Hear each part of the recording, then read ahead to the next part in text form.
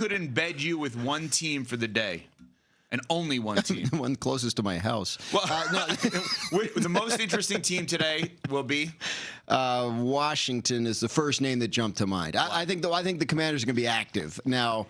What that means in terms of today, will they be the Tyler Linderbaum team? Will they sign one of the big running backs? Will they make a big splash at wide receiver? I think any and all of that is possible for a team that is going to look a lot different this offseason than it did the last offseason. Remember, they're trying to get like Deebo Samuel, and they're like one guy away.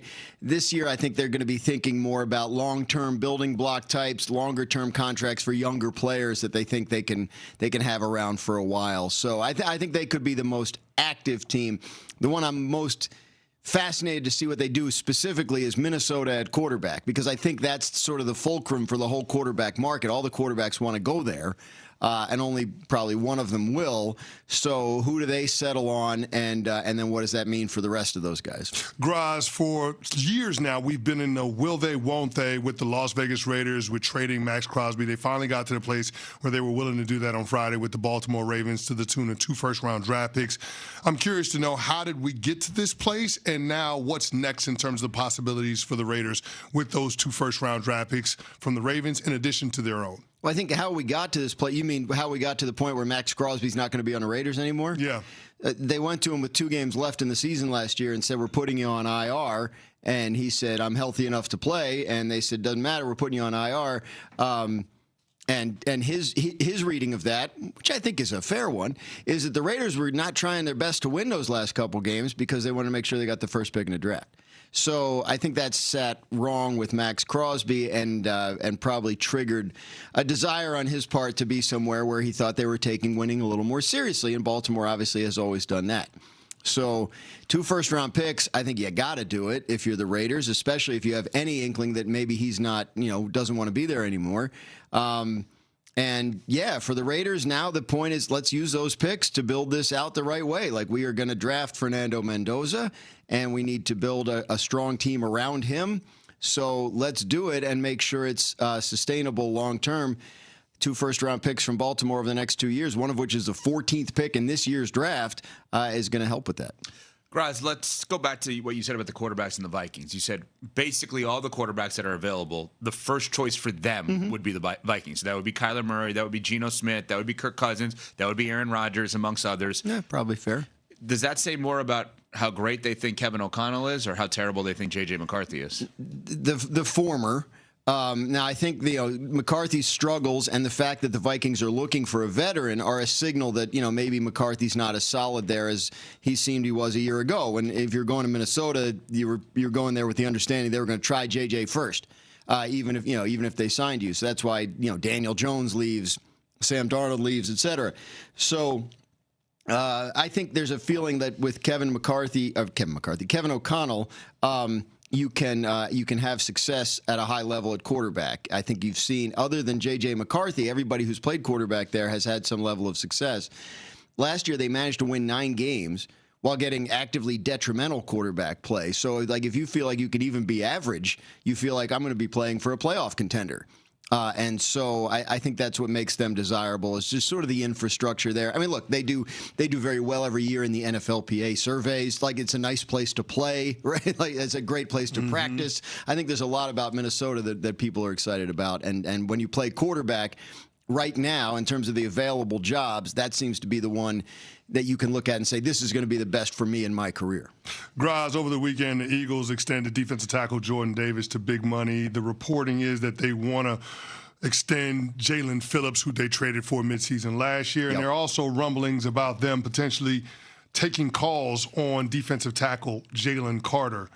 Is it as simple as the Eagles only have so much money to dole out with their front 7 players, or are there significant issues when it comes to Jalen Carter with the Philadelphia Eagles? I do not think there are significant issues with regard to Jalen Carter. I think the Eagles are getting calls because teams saw the Jordan Davis extension. They know that Carter's extension eligible. So you say, are you going to pay them both? Like, if not, like, keep us in mind. But I think the Eagles' intention is to do a contract with Jalen Carter, whether it's this offseason or next. I think they understand that that's probably not going to be easy, that he's going to ask for an awful lot. And, it's Howie Roseman. So, yeah, he's going to take every call. But I do not get the sense that they're interested in dealing away Jalen Carter at the moment. I think their intention is to have him around for the future. Okay. So with Dan Graziano, ESPN NFL reporter here and on Sportsmanlike, presented by Progressive Insurance. What about A.J. Brown? A.J. Brown, they have had active trade discussions about A.J. Brown. They're still asking a lot. When you look at what the Bears got for DJ Moore, what the Raiders got for Max Crosby, if you have a high-value asset that a lot of teams are interested in right now, you're justified in asking a lot because the market is hot. You can get a lot for these premium players. So there are a couple possible ways this could go. One, the Eagles could drop their asking price between now and noon Eastern, and a deal could get agreed to. Two, they could stick with it and teams could refuse to pay it, and then the A.J. Brown thing drags on toward the draft, maybe even into the summer. It actually would benefit them cap-wise to wait till after June 1st to do it, but then you don't get this year's draft picks, et cetera. Right. But the 27 draft is supposed to be awesome, so maybe that's a consideration too. Maybe you wait.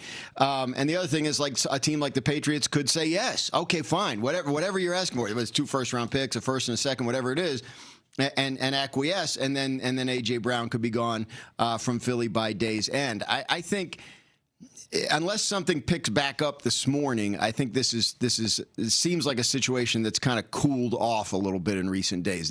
The teams that have talked to the Eagles feel like they're not dropping their asking price, and they're maybe pivoting to other options. If you're the Patriots, do you now make a big play for Alec Pierce or another free agent wide receiver if you don't think you're going to get A.J. Brown? So, we'll see this afternoon, I think, with the way other teams act toward the free agent receivers, whether there's still a possibility of A.J. Brown. Graz, every year we have this conversation around the Dallas Cowboys and why won't they be more active in free agency. Do we expect that the Dallas Cowboys are going to, once again, be quiet when it comes to the expensive part of free agency at the beginning of the new league year?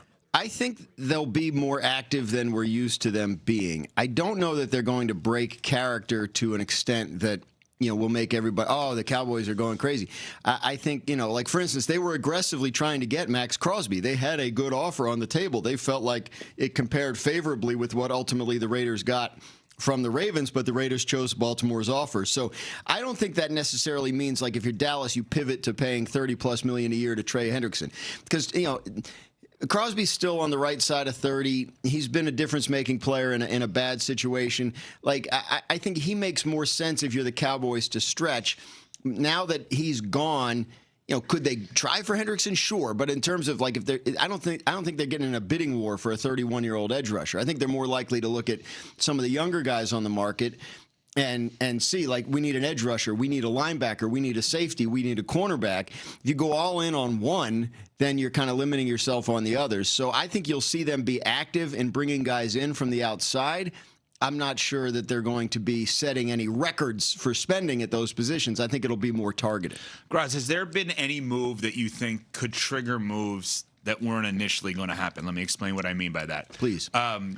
Max Crosby gets 2 firsts. Yes. Do the Browns say, geez, we could get 3 and Jalen Carter, I'm making this up, for, That's what I'm saying. for Myles Garrett. Do the Patriots or Seahawks look at the extension with McDuffie and say, wow, that's going to be a lot of money for Christian Gonzalez and Witherspoon respectively? I'm just curious if any of these moves will trigger other ones. I think I haven't heard any of that. It all makes sense logically, but like, I think in the case of the Chiefs knew where Trent McDuffie's market was going to be. They decided they weren't going to be the team that paid it. This is a pattern with them.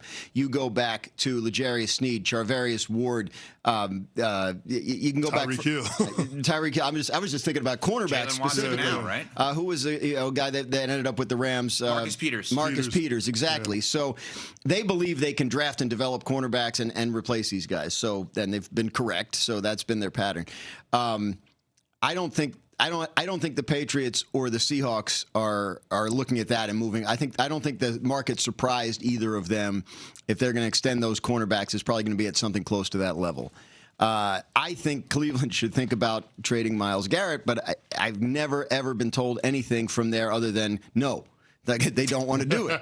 So that would be a surprise move. It doesn't sound like they want to do it. Doesn't sound like he's making the same kind of noise he was making a year ago about wanting out.